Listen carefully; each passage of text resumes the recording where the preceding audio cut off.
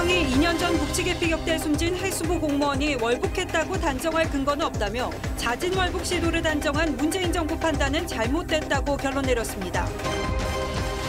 민간과 기업을 중심으로 하는 윤석열 정부 경제정책이 발표됐습니다.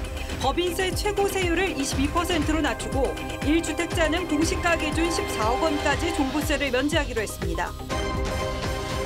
미국이 기준금리를 0.75%포인트 올렸습니다. 국내에선 주택담보대출 금리가 7%를 돌파해 연내 8%가 전망됐습니다. 경찰이 경기 성남 백현동 특혜 의혹과 관련해 인허가 기관인 성남시청 압수수색에 나섰습니다. 대법원이 구미 3살 사망 사건 원심을 파기환송했습니다. DNA 검사에서는 외할머니가 엄마로 밝혀졌지만 아이를 바꿔치기 했다는 사실까지는 증명하지 못했다고 지적했습니다. 경찰 신변보호를 받던 여성을 스토킹하다 살해한 혐의로 재판에 넘겨진 김병찬이 1심에서 징역 35년을 선고받았습니다. 정치설명서 김반장 서반장에서는 일종의 윤석열 대통령 친이대 성격을 띈다는 모임 민들레와 사면 초과를 넘어 6면 초과에 놓인 이재명 의원 상황 분석했습니다.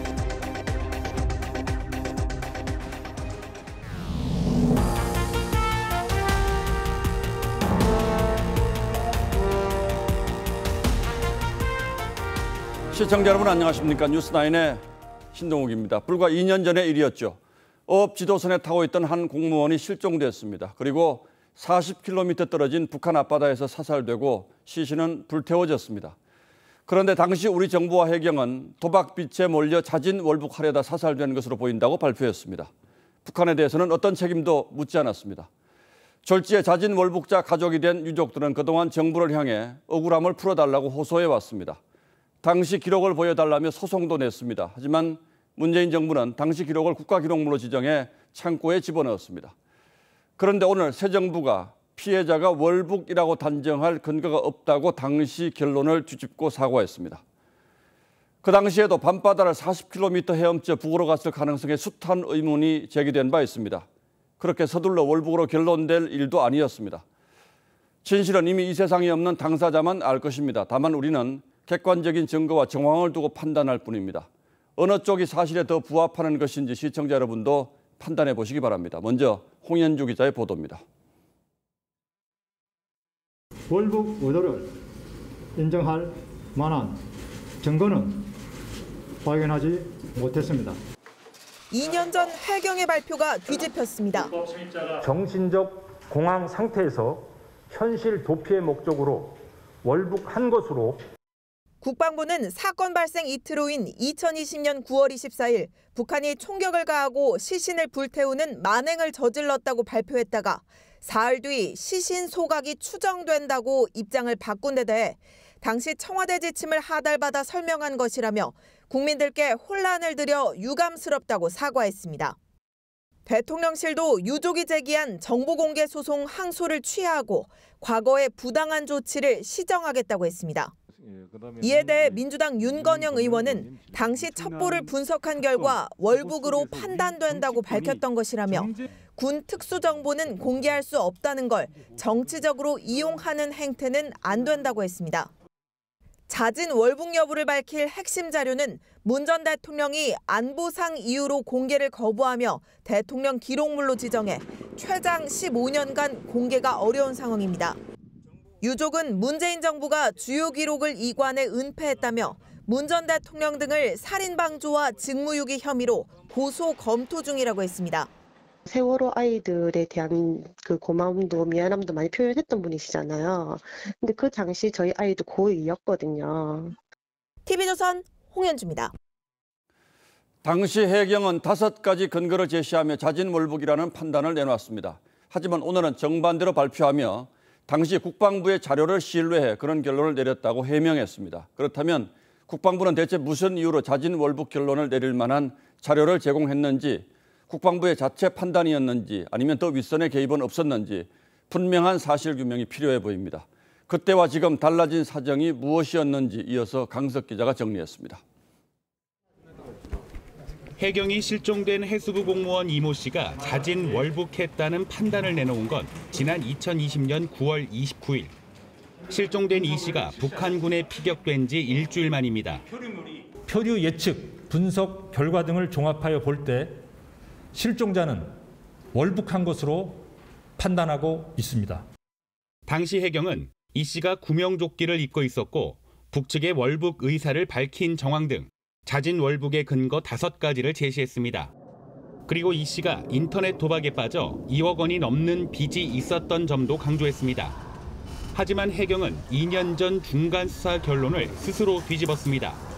그 이후로 당시 수사가 진행 중이었고 군 당국의 첩보를 신뢰할 수밖에 없었다고 해명했습니다. 하지만 월북 근거로 내세웠던 도박 빚이나 표류 예측 결과와 관련된 수사 결과는 언급하지 않았습니다. 현장 조사와 국제사법 공조 등 종합적인 수사를 진행했으나 월북 의도를 인정할 만한 증거는 발견하지 못했습니다. 피격된 이 씨의 월북 의사 표명과 관련해 국방부는 당시 정황이 있다는 식으로 말했을 뿐 단정한 것은 아니라는 입장을 내놨습니다. TV조선 강석입니다. 오늘 해경의 발표를 전제로 한다면 이 사건은 국가에 의한 한 가족의 인격 살인 성격을 피하기 어렵습니다. 최종 결론이 내려질 때까지 저희 역시 끝까지 관심을 갖고 취재해 여러분께 알려드리겠습니다. 다음 뉴스입니다. 경제 위기 신호가 심상치 않습니다. 비상경제대책 체제로 전환한 정부가 오늘 1단계 대책을 내놓았습니다. 핵심은 민간 주도로 위기를 극복할 수 있도록 정부가 돕겠다는 겁니다. 기업과 가정의 세금 부담을 덜어주고 그 돈이 경제 회복의 마중물이 되도록 유도한다는 게 대책의 핵심입니다. 송병철 기자가 보도합니다. 경기도 판교를 찾아 새 정부 경제정책 방향을 소개한 윤석열 대통령. 우리 경제에 닥친 복합 위기를 극복하려면 정부보다 기업의 역할이 어느 때보다 중요하다고 강조했습니다. 민간 주도, 시장 주도로 경제의 체질을 완전히 바꿔야 됩니다. 그렇지 않으면 복합 위기를 극복해 나가기가 어렵습니다. 정부는 기업 활동에 활력을 불어넣기 위해 우선 문재인 정부 때 25%까지 올린 법인세 최고 세율을 22%로 되돌리고 과표 구간도 줄이기로 했습니다. 가업을 이을 때는 자녀에게 다시 가업을 물려줄 때까지 상속세 납부를 유예합니다. 세금 부담을 덜어줄 테니 기업이 투자와 고용에 더 나서달라는 뜻입니다. 그동안 논란이 되어온 주 52시간제는 일주일 단위에서 6개월 또는 1년으로 유연화하고 과잉처벌이란 지적이 나왔던 중대재해처벌법은 경영진이 져야 할 책임을 명확하게 해 부작용을 최소화하기로 했습니다. 기업의 어떤 새로운 동력을 확보하는 이런 것들은 우리 장기 한국 경제를 끌고 나가는 데 매우 중요한 발걸음이라고 생각이 듭니다. 정부는 확실한 규제 완화를 위해 새로운 규제를 만들 때는 그 2배만큼 기존 규제를 없애거나 완화하는 원인 투하 룰도 도입할 예정입니다. TV조선 송병철입니다. 정부가 내놓은 세금 대책 좀 더 구체적으로 살펴보겠습니다. 유류세, 재산세, 종부세를 꽤 낮추기로 했습니다. 특히 종부세는 1주택자의 경우 공시지가 14억 원까지는 내지 않도록 했습니다. 생애 첫 주택 구입자들의 자금 조달도 좀 더 쉽게 제한을 완화했습니다. 보도에 김주영 기자입니다. 정부는 먼저 7월 말 종료될 예정이었던 유류세 30% 인하 조치를 연말까지 연장합니다. 하지만 37%까지 낮추는 여당의 요구안에는 신중합니다. 현재 유류세 30% 인하도 역대 최고 수준의 유류세 감면 폭입니다. 이 부분에 관해서는 조금 여러 가지 복합적인 검토가 필요하기 때문에 재산세와 종부세는 공정시장가액 비율을 대폭 낮춰 세부담을 2020년 수준으로 낮춥니다. 1주택자의 경우 올해 한시적으로 종부세 기본공제를 공시가 14억 원으로 올리기로 했습니다. 공시가 12억 원대 아파트 보유자는 종부세를 내지 않아도 되고 재산세도 392만 원에서 275만 원으로 줄어듭니다. 생애 최초 주택 구입 시에는 담보인정 비율 LTV를 80%까지 완화하고 현재 4억 원인 대출 한도도 6억 원으로 늘립니다.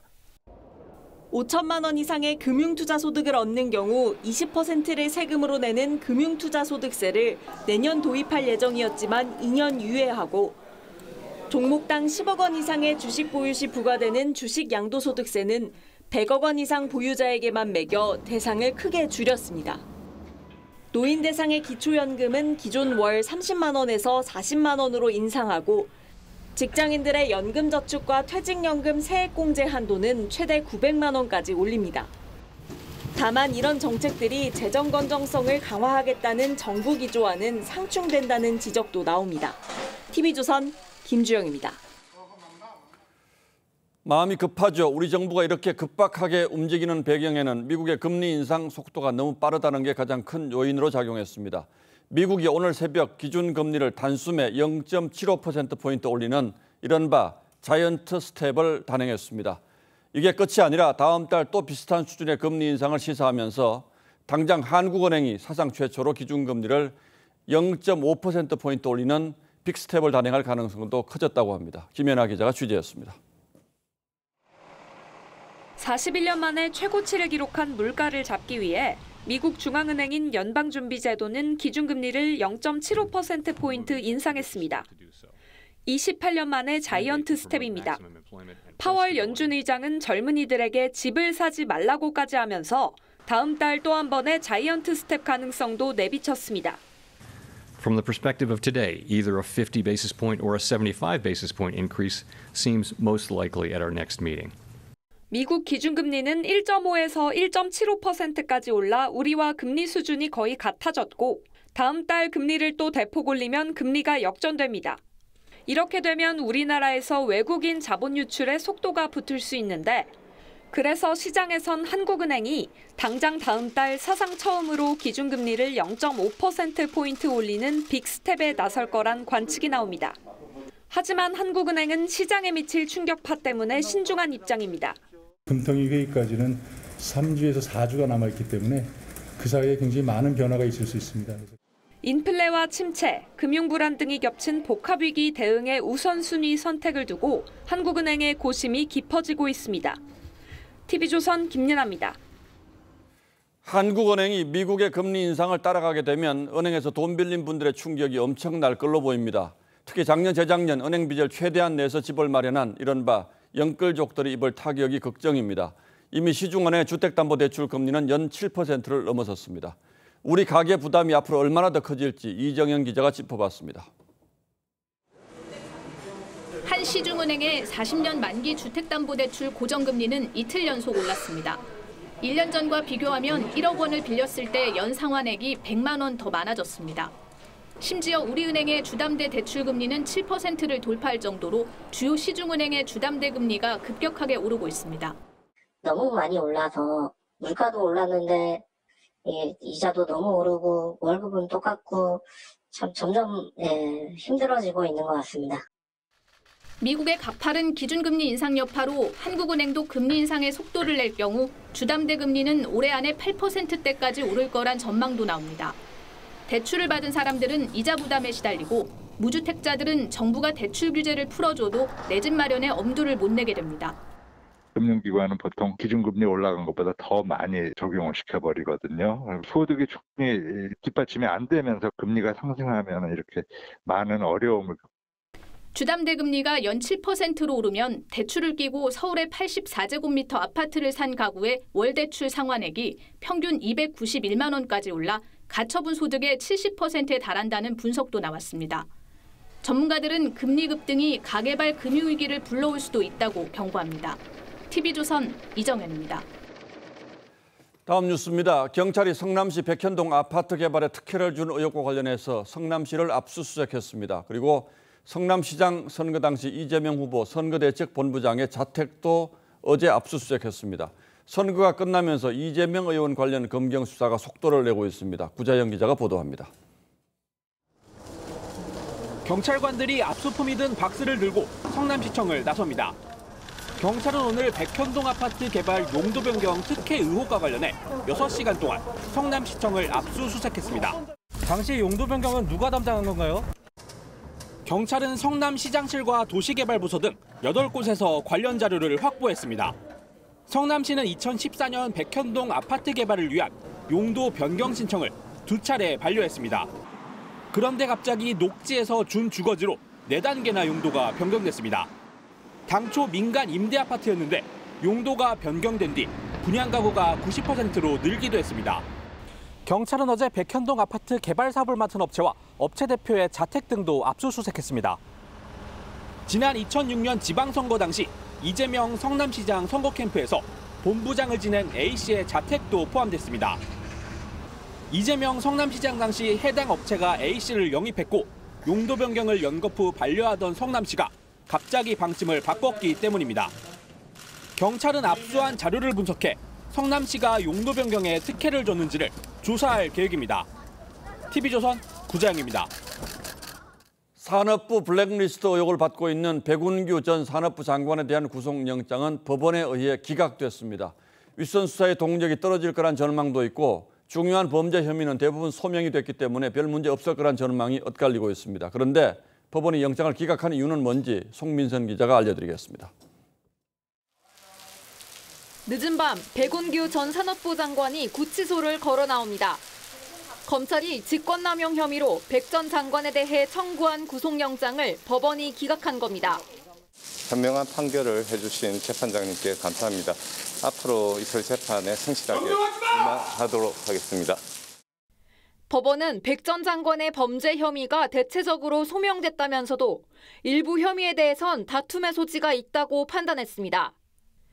영장 기각에도 검찰은 백 전 장관이 박근혜 정부에서 임명한 13곳 산업부 산하기관장들에게 사퇴를 종용한 혐의 등 수사를 이어갈 방침입니다.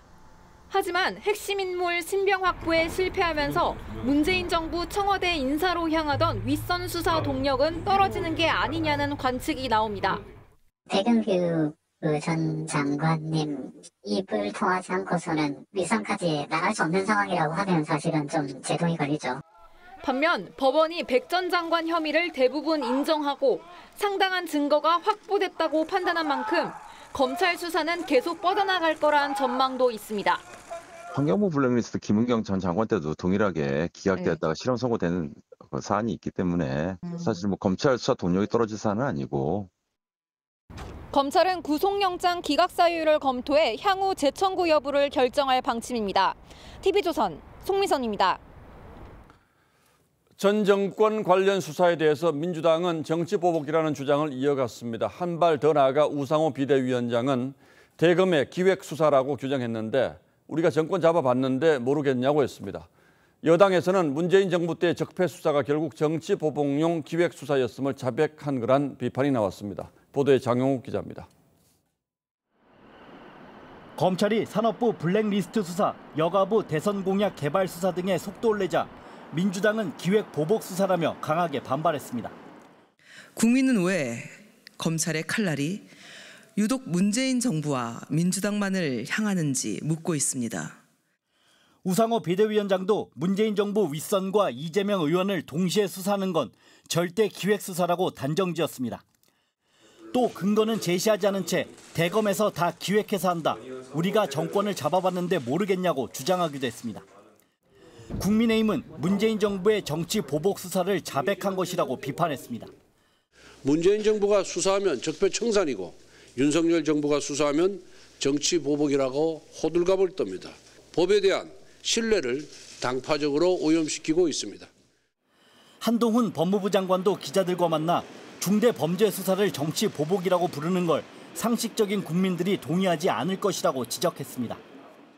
검찰과 경찰은 부패 범죄를 제대로 수사하라고 국민 세금으로 월급 받는 겁니다. 우 비대위원장은 대검 기획수사서를 제기했지만 오늘 압수수색까지 진행된 이재명 의원의 성남시장 시절 백현동 특혜 의혹 수사는 검찰이 아닌 경찰이 하고 있습니다. TV조선 장용욱입니다. 지난해 빈집에 방치된 3살 아이가 숨진 채 발견되는 사건이 있었죠. DNA 검사 결과 숨진 아이 외할머니가 엄마로 드러나서 충격을 줬고 DNA상 친엄마는 아이를 바꿔치기 한 혐의로 징역 8년형을 받았습니다. 이 사건을 대법원이 파기환송했습니다. DNA 검사에서는 외할머니 딸로 밝혀졌지만 아이를 바꿔치기 했다는 사실까지는 증명하지 못했다고 지적했습니다. 과연 미스터리가 해소될 수 있을지 백연상 기자가 짚어봤습니다. 지난해 2월 A씨는 딸 B씨가 사는 경북 구미의 한 빌라에서 3살 손녀가 숨진 것을 발견하고 경찰에 신고했습니다. 그런데 유전자 감식 결과 숨진 아이는 A씨의 손녀가 아니라 딸로 확인됐습니다.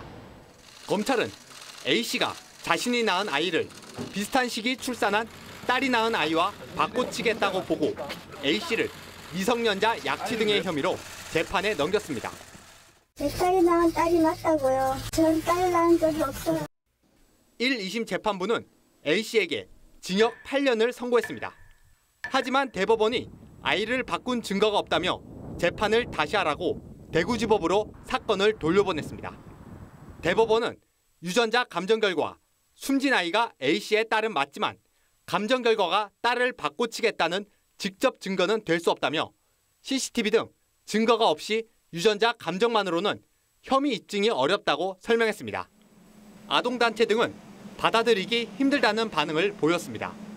존재 자체가 없으면 그 사건이 성립되지 않는다. 앞으로 아동학대 사건 같은 경우는 끝까지 자백을 하지 않고 거짓말로 엄마 A씨의 딸을 자신이 낳은 딸로 알고 키우다 방치해 숨지게 한 혐의로 기소된 B씨는 징역 20년이 확정됐고 B씨가 낳은 딸의 행방은 아직도 오리무중입니다. TV조선 백연상입니다. 경찰 신변 보호를 받던 전 여자친구를 스토킹하고 살해한 혐의를 받는 김병찬이 1심에서 징역 35년을 선고받았습니다. 유족은 딸을 2번 죽인 판결이라며 오열했습니다. 장윤정 기자입니다. 헤어진 여자친구의 집을 찾아가 흉기로 무자비하게 살해한 혐의로 재판에 넘겨진 36살 김병찬. 서울중앙지법은 김 씨에게 징역 35년과 위치추적 전자장치 부착 15년을 선고했습니다. 재판부는 스토킹 신고를 한 전 여자친구를 보복할 목적으로 살해해 죄질이 매우 나쁘다며 32살의 무고한 피해자는 한때 연인이었던 피고인에 의해 처참한 죽음을 맞았다고 판결 이유를 밝혔습니다. 검찰은 김 씨에게 무기징역을 구형했지만 법원은 김 씨가 이번 사건 이전엔 범죄 성향을 뚜렷하게 보이지 않아 사형이나 무기징역까지 내리긴 어렵다고 판단했습니다. 피해자 유가족은 형량이 적다며 판결에 반발했습니다. 대한민국 정부도 2번째로 내 딸을 죽였어. 그리고 판사, 검사, 우리 유가족 우리 유가족 다 죽인 거야. 김 씨는 지난해 11월 서울 중구의 한 오피스텔에서 전 여자친구를 흉기로 살해했는데 앞서 피해자는 김 씨가 스토킹을 한다며 경찰에 신변보호까지 요청했지만 참변을 막지 못했습니다. TV조선 장윤정입니다. 새벽 시간 한 남성이 귀가하던 20대 여성을 지하철역에서부터 집까지 15분을 뒤따라가는 사건이 벌어져서 어제 전해드렸는데요. 스토킹범이 붙잡혔습니다. 현역 직업 군인이었습니다. 노도일 기자의 보도입니다. 여성의 뒤를 쫓는 남성. 눈치챈 여성이 뒤를 돌아보자 주변 건물로 들어갑니다. 잠시 뒤 여성이 걸어가고 다시 빠르게 미행을 시작합니다. 여성 집 대문 앞까지 쫓아갔는데 여성이 비명을 지른 뒤에야 황급하게 도망쳤습니다. 현관문 문을 닫으려고 했는데 살짝 뒤돌아본 순간에 그 남자가 바로 제 뒤에 서 있었던 거예요. 6일 새벽 서울 서대문구 대흥역에서 귀가하던 여성의 집까지 15분 동안 쫓아간 남성이 열흘 만에 경찰에 붙잡혔습니다. 용의자는 20대 직업군인. 그 소재 파악하는 과정에서 이제 군인이라는 걸 알게 된 거죠. 어디 근무하고 있다. 피해 여성은 당시 충격으로 정신과 치료까지 받았습니다. 쫓아오는 것 같은 느낌 들면 계속 깜짝깜짝 놀래고 막 그런 상태라서. 경찰은 용의자를 군사경찰에 넘겼습니다. TV조선 노도일입니다. 어젯밤 고속도로에서 화물차 간 추돌 사고가 2차, 3차 사고로 이어졌습니다. 가로등이 없었던 데다가 1차 사고 운전자가 다쳐서 비상등조차 켜지 못하면서 사고가 커진 건데요. 운전자 2명이 숨졌습니다. 이성진 기자입니다. 고속도로를 달리던 차가 사고로 멈춘 화물차를 간신히 피합니다. 운전자가 휴대전화를 흔들며 신호를 하지만 또 다른 차가 화물차를 그대로 들이받습니다. 어젯밤 10시 50분쯤 광주 대구 고속도로 거창 IC 인근에서 사중 추돌 사고가 났습니다. 화물차 운전자분은 도로 바닥에 누워 계시고 사고 현장에 처참합니다. 추돌 충격으로 SUV 앞쪽이 형체를 알아볼 수 없을 정도로 찌그러졌습니다. 5톤 화물차가 앞서가던 4.5톤 화물차를 들이받았고 뒤따르던 SUV 2대가 잇따라 5톤 화물차를 추돌하며 2차 사고가 났습니다. 5톤 화물차 60대 운전자와 마지막 SUV 30대 운전자가 숨지고 동승자 등 3명이 다쳤습니다. 1차 사고로 운전자가 다쳐 비상등을 작동하지 못한 데다 사고 현장 주변에 가로등이 없어 앞을 분간하기 어려운 상황이었습니다. 다음에 천으로 천에 돌아간다 아닙니까? 깜깜한 수준 그대로입니다. 경찰은 전방 주시 태만이나 졸음운전 등 정확한 경위를 조사하고 있습니다. TV조선 이성진입니다. 전기차 구매 염두에 두는 분들 많은데요. 이 불이 나면 진화가 어려운 게 문제입니다. 물을 뿌리면 오히려 배터리 온도가 올라가는 이른바 열폭주 현상 때문이죠. 불 끄기에 애를 먹었던 소방당국이 진압 방법 찾기에 나섰습니다. 신유만 기자입니다. 전기차에서 연기와 불길이 치솟더니 차 앞쪽이 폭발합니다. 전기차 화재 실험 장면입니다. 전기차가 외부 충격을 받으면 차량 배터리 온도는 순식간에 최대 1000도 이상으로 치솟습니다. 리튬이온 배터리의 열폭주 현상인데 단순히 물을 뿌리기만 해서는 불을 끄기 어렵습니다. 실제로 지난 4일 부산에서 전기차가 고속도로 톨게이트 시설과 충돌한 뒤 불이 나 2명이 숨지는 사고가 있었는데 당시 불을 끄는 데만 7시간이 걸렸습니다. 배터리가 수분에 상당히 민감하면서 발열을 하는데 그걸 갖다가 진화하기 위해서 물을 붓게 되면 거의 폭발적으로 격렬히 반응을 하고. 소방당국은 배터리실에 구멍 뚫기, 전기차 주위에 대형 수조 만들기 등 전기차 화재에 대응하기 위한 새로운 진압 방법 찾기에 몰두하고 있습니다. 배터리 쪽에서 온도가 떨어지지 않는 부분이 있기 때문에 다량의 소화 물을 방수하는 게 효과적인 것 같습니다. 지난 3월까지 전국의 전기차 등록 대수는 25만 대를 넘어섰고 2017년부터 4년 동안 일어난 전기차 화재는 69건에 이릅니다. TV조선 신유만입니다. 식욕 억제제를 SNS에서 불법으로 사고 판 10대 청소년이 무더기로 붙잡혔습니다. 일명 나비약으로 불리는 이 약은 식욕을 억제해서 다이어트에 효과를 가져오는 걸로 알려졌는데요. 마약 성분이 들어있어서 환각 증세를 낳는 등 부작용이 심각합니다. 하동원 기자입니다. 비틀거리던 한 남성이 갑자기 도로에 뛰어듭니다. 환각 증세에 빠져 위험한 행동을 하는 것입니다. 남성은 일명 나비약이라는 식욕 억제제를 복용한 뒤 환각 증세에 빠졌습니다.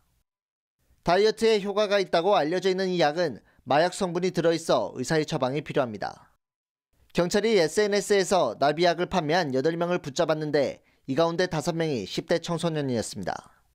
이들은 전국의 병원을 돌며 처방전을 받아 싼 값에 구입했습니다. 일명 나비약 판매자들은 한 알에 1,000원 정도에 구매한 뒤 5배 비싼 가격에 되팔았습니다. 구매자 51명 가운데 41명이 10대 청소년이었고 이 가운데 40명은 다이어트에 민감한 여학생이었습니다.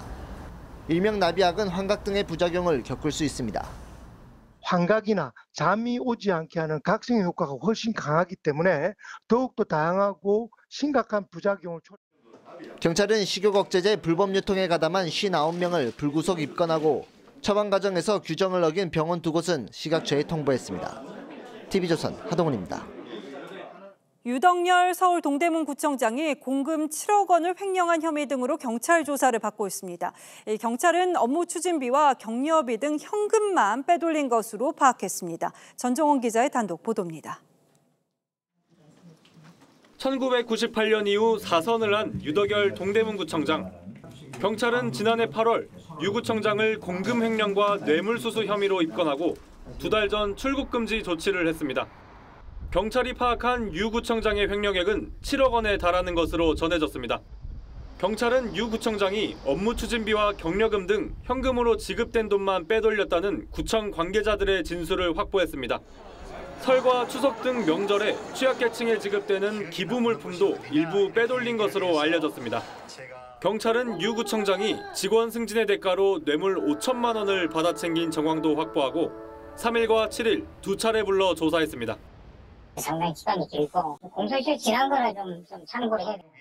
유 구청장은 혐의를 모두 부인하는 것으로 알려졌습니다. 최선을 다해서 해명을 하시는 것 같은데 이제 법적으로 어떻게 받아들일지는 해명이 많이 됐다고 생각하시는 면이 있습니다. 경찰은 유 구청장에 대한 구속영장 신청을 검토하고 조만간 검찰에 송치할 계획입니다. TV조선 전정원입니다. 예정대로 잘 진행됐다면 오늘 우주시대가 열렸다는 소식을 전했을 텐데 어제 누리호 발사가 취소되면서 뭐가 문제였던 건지 조사가 시작됐습니다. 한국항공우주연구원이 다음 발사 일정도 예측하지 못해서 이 상황이 간단치 않다는 거는 예상했습니다만 최악의 경우 누리호를 아예 분리해서 원인을 파악해야 하는 것으로 분석됐습니다. 박상영 기자입니다. 발사대에서 내려오는 누리호. 원래 있던 조립동으로 이동합니다. 결함 원인을 찾기 위한 점검에 들어간 겁니다. 문제가 발생한 부분은 레벨 측정 시스템인데 레벨 센서와 신호를 처리하는 신호박스, 이를 연결해주는 전선들로 구성되어 있습니다. 한국항공우주연구원은 접근이 쉬운 곳부터 점검을 시작했습니다. 가장 빨리 할 수 있는 부분, 레벨 센서의 신호 처리 박스하고 전기선 부분을 먼저 점검하기 위해서 여기서 원인을 찾는다면 수일 내에 다시 발사를 할 수 있다는 겁니다. 문제는 탱크 내부에 설치된 레벨 센서에서 이상이 감지될 경우입니다. 최악의 경우 1단과 2단을 분리해야 하는데 작업 기간을 예측할 수 없습니다. 산화제 탱크 상부에 이제 레벨 센서가 장착이 되다 보니까 1단과 2단 연결부를 분리를 해야 될 필요성이 있습니다. 그래서 그 작업은 시간이 좀 걸리기. 예비 발사일인 23일을 넘겨 원인을 찾을 경우 국제기구의 허가를 받는데 1, 2주가 더 소요될 것으로 전망했습니다. 여기에 이달 말로 예보된 장마도 변수입니다. 아무래도 멀쩡한 날씨보다는 발사하는데 아니면 작업하는데 위험성도 더 생기고 그다음에 이제 바람까지 불면 그건 최악이고요. 다시 누운 누리호. 다음 발사일도 안개 속에 빠졌습니다. TV조선 박상현입니다. 물가가 급등하면서 장보기를 포기했다는 이른바 장포족이라는 신조어까지 나오고 있는데요. 식재료비를 아끼기 위해서 필요한 만큼만 소량으로 사거나 이 저렴한 간편식을 찾는 사람들이 늘고 있습니다. 이유경 기자입니다. 자취생활을 하면서 집밥을 만들어 먹는 직장인 김원준 씨. 최근에는 식재료값 부담에 한두 끼 먹을 정도의 재료만 구입합니다. 물가가 비싸지고 그러다 보니까 밖에서 먹는 건 좀 부담되는 편이어서 편의점이나 그런 데서 1인 전용 식품들을 구매해서. 지난달 소비자 물가 상승률은 5.4%로 13년 9개월 만에 가장 높은 수준. 치솟는 물가에 1인 가구를 중심으로 편의점에서 양배추 4분의 1쪽, 무 반개, 감자 2알 등 소포장된 채소를 사거나 180에서 200g 정도 한 끼 먹을 양의 삼겹살 등 고기를 찾는 경우가 늘고 있습니다. 마트 가서 이렇게 많이 장을 보다 보면 남는 경우가 많아서 필요할 때마다 그냥 조금씩 있으면 사서 먹는 편입니다. 상대적으로 가격이 저렴한 간편식과 즉석식품 매출도 증가했습니다. 편의점에서 샌드위치나 도시락 등으로 간단하게 식사를 해결하려는 직장인도 많습니다. 회사 인근에서도 그냥 식사를 하더라도 10,000원이 훌쩍 넘는 금액인데 편의점에서는 뭐 간식이나 뭐 식사까지 해서 6,000원 안팎으로도 이용할 수 있어서. 장보기가 겁이 나는 고물가 시대. 값싼 간편식이나 먹을 만큼만 작게 포장된 식재료를 찾는 알뜰 소비자들이 늘고 있습니다. TV조선 이유경입니다. 다음 뉴스입니다. 이준석 국민의힘 대표가 이제 내정치 해보겠다고 하며 띄운 혁신위원회가 좀처럼 탄력을 받지 못하고 있습니다. 당초 내일쯤 출범이 예상됐지만 위원 인선 논란이 벌어지면서 출범 시기는 다음 주로 늦춰지는 분위기입니다. 갈등의 밑바닥에는 이준석 대표와 친윤계의 마찰이 있습니다. 김보건 기자가 여당 내부 기류를 자세히 전하겠습니다. 회의장에 들어선 이준석 대표에게 배현진 최고위원이 웃으며 손을 뻗습니다. 하지만 이 대표는 배 최고위원에게 눈길도 주지 않은 채 자리에 앉았고 공개 발언도 생략했습니다. 전 딱히 드릴 말씀이 없습니다. 사흘 전 비공개 회의에서 혁신위에 대해 이준석 사조직으로 오해받을 수 있다고 지적했던 배 최고위원은 오늘도 이 대표를 겨냥했습니다. 여기 있는 어느 누구도 자기 정치를 위한 그러한 어떤 의도를 혁신위에 담지 않겠다. 건전한 조직으로서 역할할 수 있도록 저희가 많이 보조하겠다라는 그런 약속을. 이준석 대표의 자기 정치 논란이 계속되는 가운데 혁신위 인선을 둘러싼 잡음도 이어지고 있습니다. 정미경 최고위원은 제주 출신이란 이유로 이건규 전 군인호텔 사장을 추천했는데 출신 지역과 혁신이 무슨 상관이냐는 비판이 당내에서 나왔습니다. 배현진 최고위원은 김민수 전 분당을 당협위원장을 추천했는데 정미경 최고위원의 당협 쇼핑 논란을 저격한 것이란 해석이 많습니다. 여기에다 최재형 위원장 목 8명에 대한 선임이 늦어지면서 혁신위는 다음 주에나 출범이 가능하게 됐습니다. TV조선 김보건입니다. 민주당에선 이재명 의원의 당권 도전을 견제하는 목소리가 커지고 있습니다. 일반적인 분위기라기보다는 개파적인 색채가 짙은 목소리인 건 분명해 보입니다. 다만 지난 대선과 지선에서 잇따라 패배한 데 가장 큰 책임이 있는 이재명 의원의 당권 도전이 적절치 않고 차제 세대 교체가 필요하다는 목소리까지 나오면서 이 의원 측이 곤혹스러워하는 건 사실입니다. 그래도 나올까요? 최지원 기자가 취재했습니다. 더 좋은 미래 소속 민주당 의원 41명은 입장문을 내고 8월 전당대회에서 당의 얼굴과 중심을 바꾸겠다. 다름과 새로움이 가득해야 한다고 밝혔습니다. 사실상 이재명 의원의 불출마를 권유한 거란 해석이 나오는데 입장문엔 백혜련, 한준호, 이해식 등 이재명 캠프에서 중책을 맡았던 의원들도 이름을 올렸습니다. 어제 더 좋은 미래 토론회에서도 이재명 의원이 전당대회에 출마하면 과거 보수정당의 대선과 총선 패배를 답습할 거란 우려가 나왔습니다. 대선 패배 이후 불과 8개월 만에 이회창 당시 한나라당 총재가 전당대회에 나와서 총재가 되고 결국 2002년도에 노무현 후보한테 한 방에 패배해서 정계를 은퇴하는 상황. 이해창의 길 전에 황교안의 길을 가지 않을까라고 하는 걱정이. 당권 주자들도 자신들의 불출마로 압박했습니다. 홍영표 의원은 주변에 이재명 의원이 나오지 않으면 나도 출마하지 않겠다고 말한 것으로 전해졌고 전해철 의원도 이 의원과 연계해 출마 여부를 고심 중입니다. 책임지는 분들은 또 책임지는 그런 분위기가 된다면 저 역시 반드시 출마를 고집해야 되냐라는 부분에 대해서 고심을 하고 있습니다. 하지만 친명계는 세대 교체론을 띄워 이 의원을 기득권으로 보이게 프레임을 짜려 한다고 반발하며 이재명을 띄워야 민주당이 산다고 주장했습니다. TV조선 최재원입니다.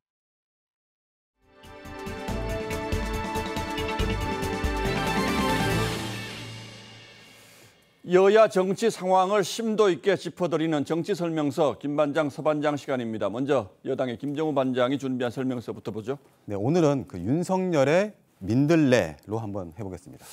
그러니까 지난주에 친윤석열계 의원들이 민들레라는 모임을 만든다는 게 논란이 됐었는데 이게 윤석열 대통령과 직접 연결이 됩니까? 네, 우선 그 민들레라는 모임이 만들어진 과정부터 한번 정확히 들여다볼 필요가 있습니다. 이런 모임이 윤석열 대통령의 의중과 무관하게 우연히 나올 수는 없겠죠. 예. 대선에 이어서 지방선거도 결국 윤석열의 선거라고 제가 몇 차례 말씀을 드렸는데 지방선거 직후에 이준석 대표가 혁신위를 만들고 여기에 총선 공천까지 연결을 시키니까 윤 대통령과 이렇게 충돌 지점이 발생을 한 겁니다. 지난 시간에도 그 문제를 다뤘던 기억이 나는데 그러니까 윤석열 대통령이 지금 당에 조금 서운함이나 불만이 있고 그러다 보니까 이 민들레 모임이 발생하는 배경이 되고 있다 이런 건가요? 네, 큰 흐름은 비슷합니다. 그게 당과 대통령 사이의 간격이 벌어지니까 장제원 의원과 같은 그 측근 인사들이 대통령과 교감하면서 당정 사이에 새로운 연결고리를 만들려고 하는 겁니다. 일종의 윤 대통령 친위대 성격으로 민들레 모임이 만들어지고 있는 거죠. 장제원 의원 같은 경우에는 본인도 그냥 한 명의 멤버였을 뿐이더라고 살짝 발을 빼긴 했는데 실제로는 상당히 관여를 한 모양이죠. 네, 일단 뭐 불참한다고 했습니다만 그 장 의원이 전면에 나서느냐와 무관하게 이 모임의 구심점은 장 의원이 될 수밖에 없는 구조라고 봐야 할 겁니다. 다만 대통령의 의중이 실렸다는 이야기들이 나오면서 모임에 참여하겠다는 의원들이 한 60명 안팎까지 이렇게 늘어나고 있다고 합니다. 경위가 어찌됐건 친윤계 의원들이 당의 주도권을 잡게 되면 뭐 어찌됐건 개파 논란으로 좀 번질 수밖에 없잖아요. 이준석 대표도 그래서 반대한 거 아닌가요? 그래서 그 개파 정치의 부작용이라는 건 구체적으로 설명하지 않아도 아마 시청자분들께서도 익숙하실 겁니다. 다만 이준석 체제의 여당과 윤 대통령 사이의 간극을 메워야 한다는 그 현실적 필요에 따라서 민들레 모임이 만들어지고 있다. 이렇게 보면 될 것 같습니다. 이준석 대표가 서둘러 공천 문제를 언급한 것도 그렇고 그리고 시스템 공천이라는 말이 나오는 것도 좀 너무 시간적으로 이르다라는 생각을 했는데 이런 배경이 있었다고 봐야 되겠군요. 예. 그렇다면 결국 언젠가는 충돌할 수밖에 없겠는데요. 예, 그럴 가능성도 있습니다. 그 친윤계 입장에서는 이제 막 새 정부가 출범한 시점에 벌써부터 총선 공천이나 당권을 놓고 대립할 게 아니라 복합적인 경제 위기나 그리고 이런 개혁 과제들을 풀어가는데 당력을 모으기를 바라고 있습니다. 그 역할을 민들레가 뒷받침하겠다는 것이죠. 하지만 그동안 민주당의 철험회와 같은 모임을 비판을 해왔던 만큼 그 사조직 논란 역시 큰 부담이 아닐 수 없을 겁니다. 결국 분수령은 이달 말 결론이 날 걸로 보이는 이준석 대표 당 징계 문제 그리고 경찰 수사 결과 이 시점이 되겠군요. 네, 그렇습니다. 그 국민의힘 윤리위의 그 이 대표 징계 여부 결정은 6월 마지막 주쯤으로 예정이 돼 있는데요.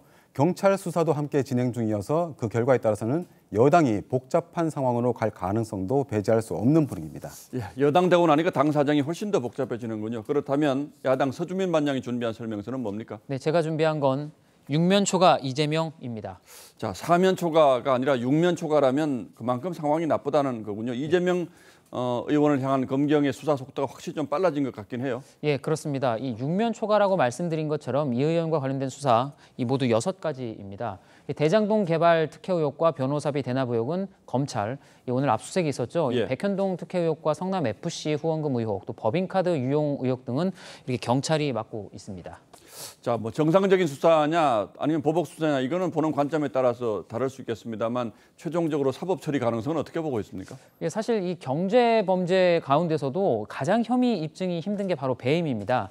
손해를 입을 걸 알고도 그랬다는 고의성을 검찰이 입증해야 하기 때문입니다. 그 수사 대상자가 뭐 내가 고의가 있었소라고 네. 쉽게 자백할 리도 없을 텐데 네. 그럼 검찰이 어떻게 좀 입증을 할 수 있습니까? 예, 만약 유동규 씨처럼 돈을 받은 증거가 나온다면 좀 혐의 입증이 쉽습니다. 하지만 이 의원의 경우는 그런 정황이 아직 없죠. 결국 직접 이익을 취한 정황이 있는지 또는 이 손해를 입을 수 있다는 사실을 충분히 인지하고도 의사결정을 강행했는지 등을 증명할 수 있느냐가 관건이 될 듯합니다. 예. 이 백현동, 성남 FC 의혹들도 대부분 비슷한 상황이고요. 다만 법인카드 유용 의혹은 혐의 입증이 어느 정도 끝난 것으로 알려졌습니다. 어려운 수사인 만큼 그 수사 의지가 중요할 텐데 네. 좀 검경 모두 분명히 속도를 내는 건 좀 분명해 보여요. 예, 선거가 끝난 만큼 정치적 부담이 확실히 줄었고요.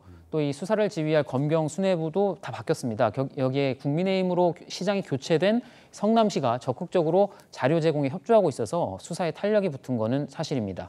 또 사건들의 주요 피의자가 이 의원의 부하 직원이었고 또 최종 결정권자도 이 의원이었기 때문에 이 의원에 대한 직접 조사는 불가피해 보입니다. 결국 이재명 의원으로서는 이 육면 초과를 어떻게 돌파하느냐에 따라서 정치적 미래도 달려있다 이렇게 봐야겠군요. 그렇습니다. 이 개항을 출마 역시 그런 상황을 염두에 둔 것이었다는 분석들이 있었죠. 당내 반대에도 불구하고 결국엔 당대표 출마에 나설 것이라는 관측이 우세한 것도 결국에는 윤석열 정권과 이재명 민주당의 이 대결 구도로 끌고 가겠다는 전략이라는 분석이 나옵니다. 이 의원이 어제 이 북한의 방사포 도발이 있었던 날 윤석열 대통령 부부가 영화 관람을 한 것을 직접 비판을 했었죠. 국회 입성 후 국정 현안과 관련해 이 윤 대통령에게 직접 각을 세운 건 처음인데 역시 같은 맥락에서 이해할 수 있을 듯합니다. 예, 뭐 정도의 차이는 있습니다만 여야 모두 수사 진행 상황 이것도 중요한 변수가 되겠군요. 네. 예, 두 반장 오늘도 잘 들었습니다.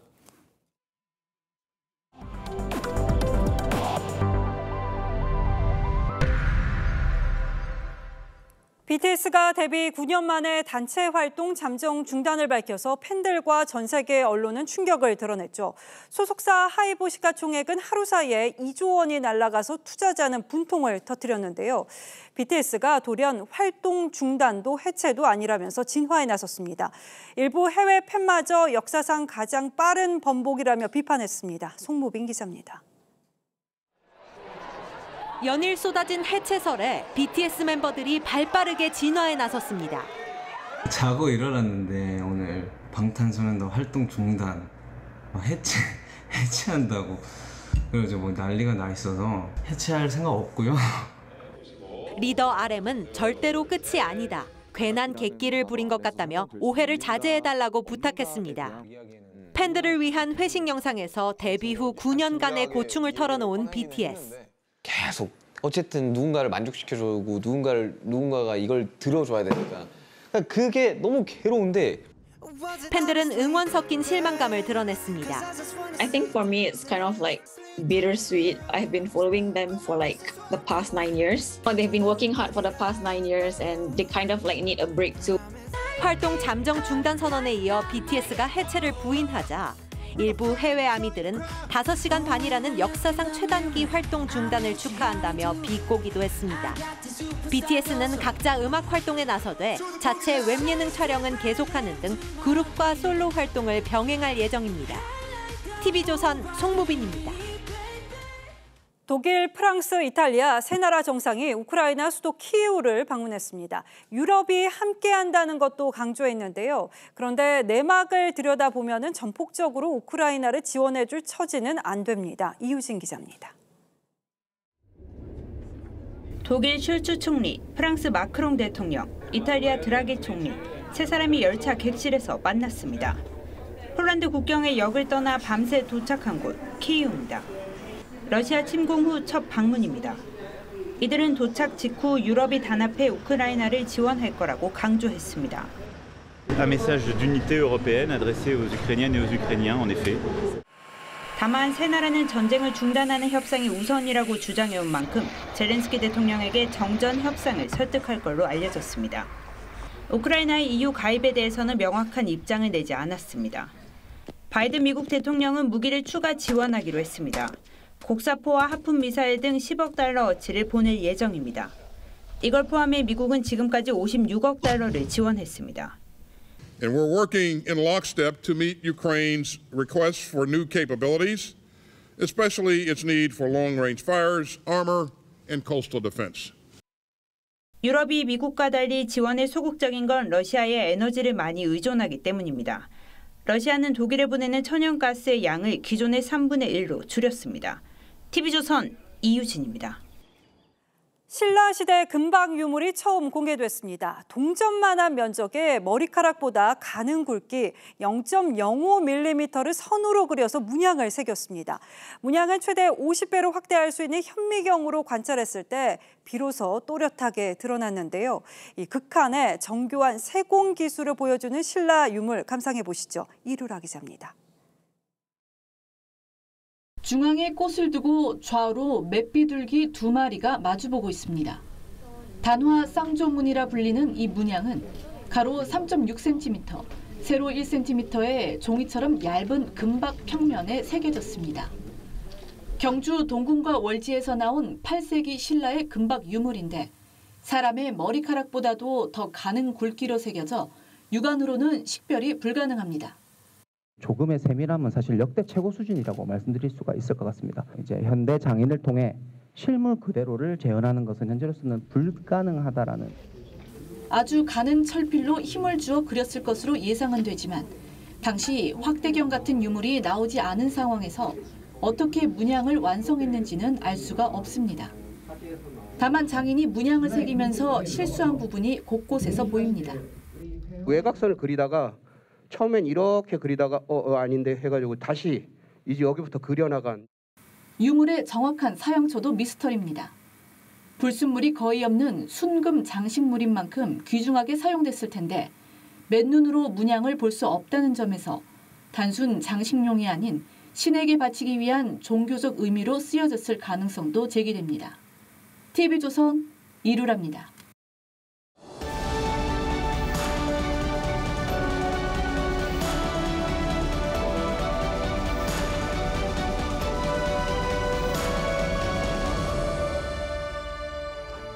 비틀스가 마지막 노래 겟백을 런던 건물 옥상 마지막 공연에서 부릅니다. 그리고 1년 뒤 해체되죠. 하지만 이 다큐를 보면 이미 1년 전에 금이 가고 있었습니다.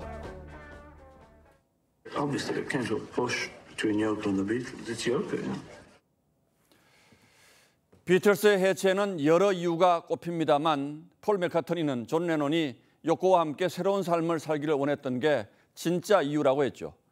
그래도 멤버들은 각자 활동하며 16곡을 빌보드 1위에 올렸습니다. 밴드나 그들의 해체는 대개 불화에서 비롯되곤 합니다. 그런데 서태지와 아이들이 밝힌 해체 이유는 창조의 고통이었습니다. 음반과 안무 창작은 살이 내리고 뼈를 깎는 고통의 연속이었다고 고백했죠. 비틀스에 비견되는 팝그룹 BTS가 다이너마이트처럼 터뜨린 그룹 활동 중단 선언이 세계를 충격과 상심에 빠뜨렸습니다. 해체가 아니라 잠시 쉬며 각자 활동하겠다지만 멤버들이 털어놓은 속사정이 심상치가 않습니다. 해체로 가는 수순 아니냐는 걱정이 그래서 나오고 있습니다. 당장 내년부터 군 입대가 시작되면 7명이 함께 서는 공연은 한동안 볼 수 없겠죠. BTS의 지난 9년은 피와 땀과 눈물의 시간들이었습니다. 끝없이 무한 궤도를 달리는 롤러코스터였습니다. 멤버들은 모든 힘이 소진된 번아웃을 토로했습니다. 데뷔 이후에 한 번도 재미가 없었다. 억지로 쥐어짜고 있다. 뭔가 계속 찍어내야 하는 기계라고 했습니다. 정체성과 방향성을 잃었다는 암담한 심정이 이 신곡에 담겨 있습니다.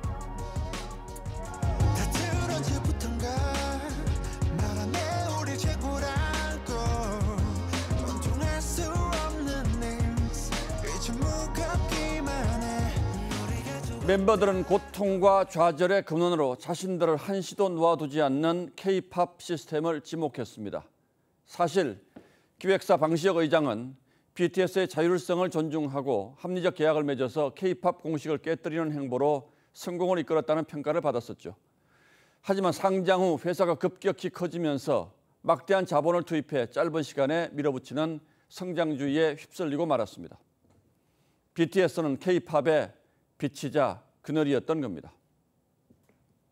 우리가 행복하게 얘기하고 행복하게 무언가를 할 수 있는 거. 그게 제가 원하는 전부예요. 울먹이며 토해낸 그 소원은 제 가슴에도 무거운 돌처럼 얹혔습니다. 다들 따스한 시선과 슬기로운 지혜를 기울여 BTS가 행복한 얼굴로 함께 돌아오기를 세계가 기원하고 있습니다. 6월 16일 앵커의 시선은 고마워 그리고 미안해였습니다.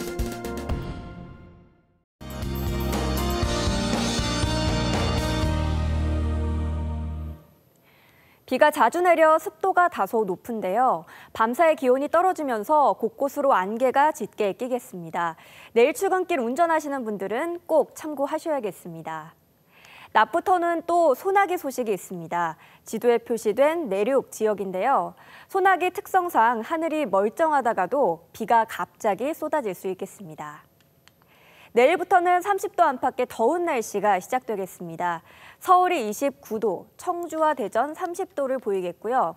남부 지역은 대구가 32도, 전주와 광주 30도가 되겠습니다. 당분간 이렇게 낮 동안 더운 날씨가 이어지겠고요. 토요일 아침에는 서울을 비롯한 수도권 지역에 비가 내릴 전망입니다. 날씨였습니다. 6월 16일 목요일 뉴스9는 여기서 모두 마치겠습니다. 시청해주신 여러분 고맙습니다.